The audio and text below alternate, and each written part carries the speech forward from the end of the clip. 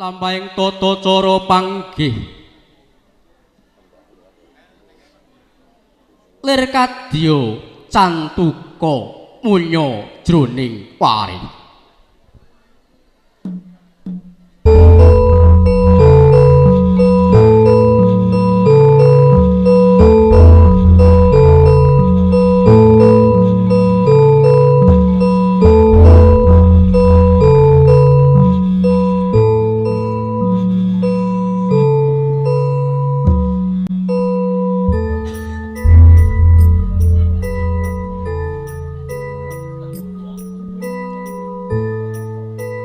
Awit sih pilosoning Gusti kang ngakarya loka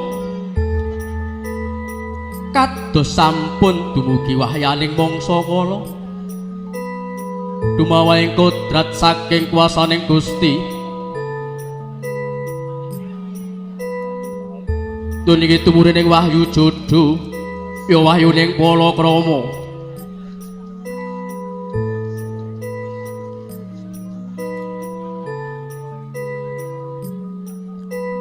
Ilo-ilo dawing para kina kang wis cinandhi ing awiyat jinempuk ing maruta saha mulat edi endahing budaya luhur.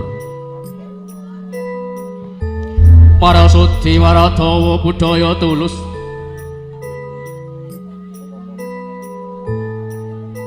kawurian pengantin putri sampun cengar saking sasana rinengga tumuju sasana panggih.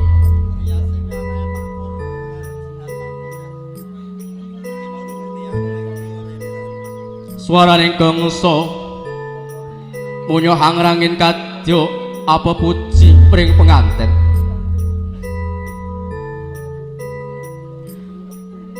Saya caket anggenya sami lumaksana pinanganten kakalih sami apagut tinggal tembuking pandulu catur netra mahanani rasa geter ing sanubari. Pinanganten kakung lan putri sami bebalangan gantal ingkang dumadi saking suruh matemurasi. Mengku weredi sumurupa nganti weruh ya weruh jatine rasa tresna ya jatining rasa asmara. Suruh nadyan beda lumah kalawan kurepe lamun kinigit padha rasane.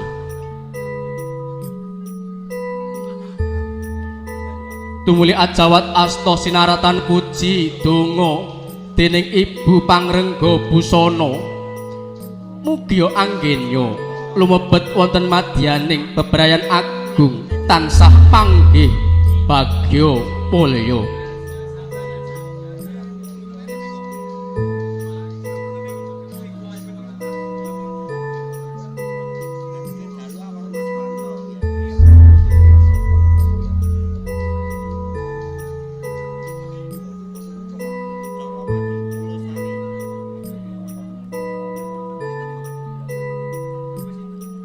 Tumuli kalajaken sembah kalabu dumateng penganten kakung kang minangka tandha bekti tulus penganten putri pring penganten kakung.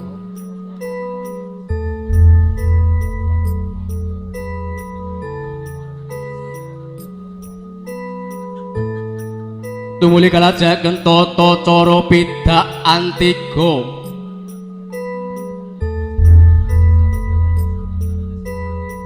saknalika brol pecah mengku werdi mugi enggal antuka tetalining bebrayan. Tumuli kalajengaken tata cara wijik samparan. Wijik samparan punika mengku werdi duniki ngicali Sukerta sawan dalan ingkang dumunung wonten ing hangonipun penganten kakung.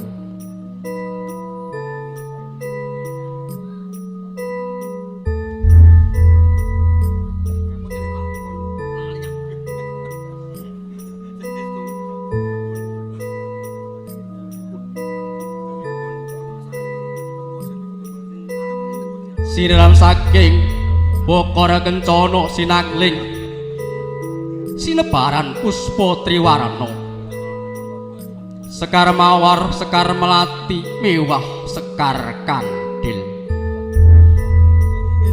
menggawerti wis ra kena ditawar tansah kumantil kantil tandes ing ati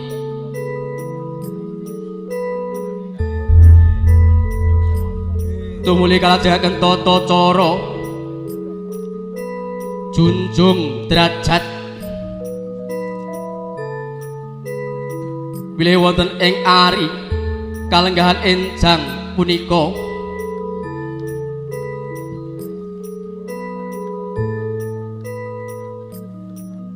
pinanganten putri wus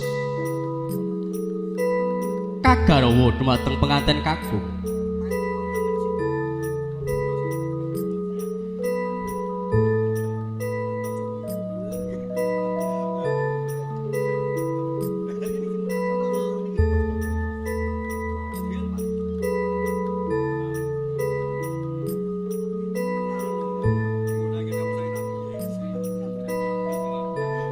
pinanganten sarimbit tumuli kelajengaken tata cara sikep sindur warana gula klapa ya rekta seta abang kalawan putih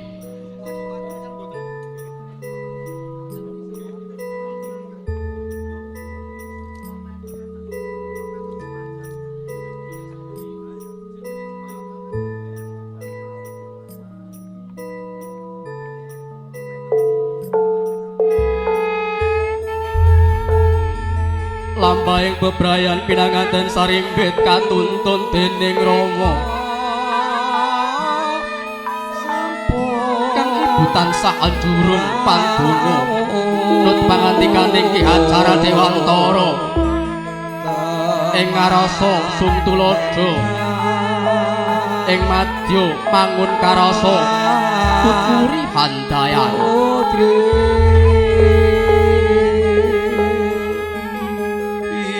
lampaira ing pangangkah wani marang bebener wedi marang kanistan medhak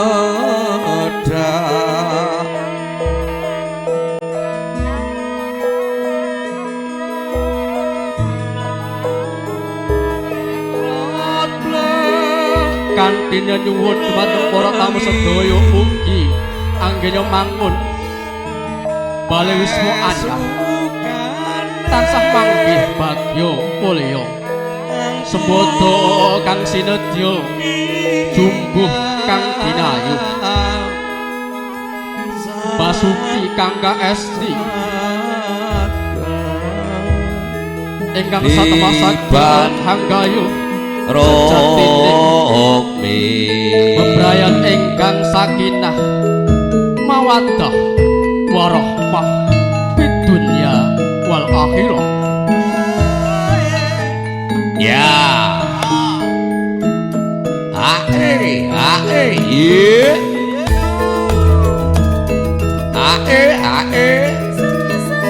so